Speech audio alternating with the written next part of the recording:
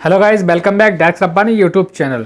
Guys, आज जो मैं बात करूंगा मोया मोया डिजीज़ के बारे में बात करूंगा।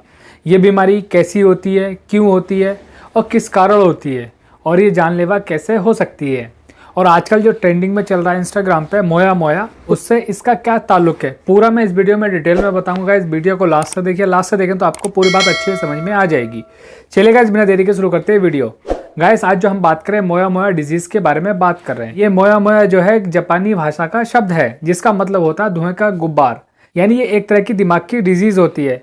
हमारे ब्रेन में जो आर्टरीज होती है वो सिकुड़ने लगती हैं, वो नैरो होने लगती हैं, जिसकी वजह से ब्लड सप्लाई कम होने लगती है। हार्ट से आर्टरीज जाती हैं ब्रेन तक, जो कि हार्ट से ब्लड सप्लाई करती हैं ब्रेन तक। ये जो आर्टरीज होती है, ये धमनियाँ जो होती है सिकुड़ने लगती हैं, जिसकी वजह से ब्लड सप्लाई ब्रेन तक कम होने लगती है। जैसे कि कैरोटिड आर्टरीज होती है, एंटीरियर सेरिबैलर आर्टरीज होती है, ये सिकुड़ने लगती हैं।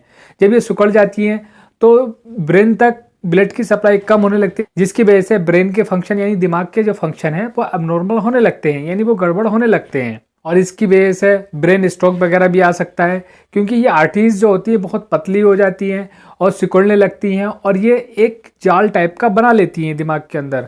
और जब ये जाल टाइप का बन जाता है तो इसमें प्रॉपर ब्लड सप्लाई नहीं हो पाता है, जिसकी वजह से दिमाग की कार्य क्षमता कम हो जाती है, ब्रेन हेमरेज हो सकता है, ब्रेन स्ट्रोक भी हो सकता है और ये आगे चलकर बीमारी जो जानलेवा भी हो सकती है।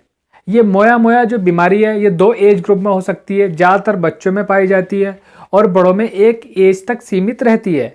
अगर अब इसको डायग्नोस की बात करें, मोया मोया डिजीज़ को कैसे पहचान सकते हैं, तो एमआरआई वगैरह करा सकते हैं, सीटी स्कैन के द्वारा भी इसे डायग्नोस किया जा सकता है। एक एंजियोग्राफी जांच होती है, उसके द्वारा भी मोया मोया डिजीज़ के बारे में पता लगाया जाता है। इन जांचों की रिपोर्ट के आधार पर ही मोया मोया बीमारी का इलाज किया जाता है।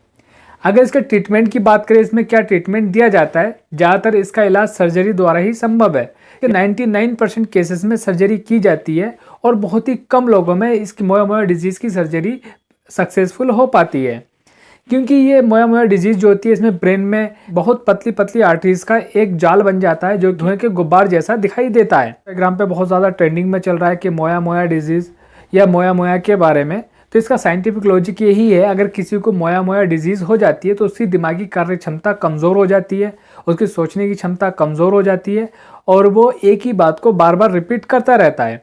तो इसी तरह का ट्रेंडिंग चल रहा है। जैसे इंस्टाग्राम पे आप देखेंगे, अगर मोया मोया बोल रहे हैं तो हर किसी को इंस्टाग्राम की लत लगी हुई है, तो इसलिए उसको मोया मोया से जोड़ा गया है।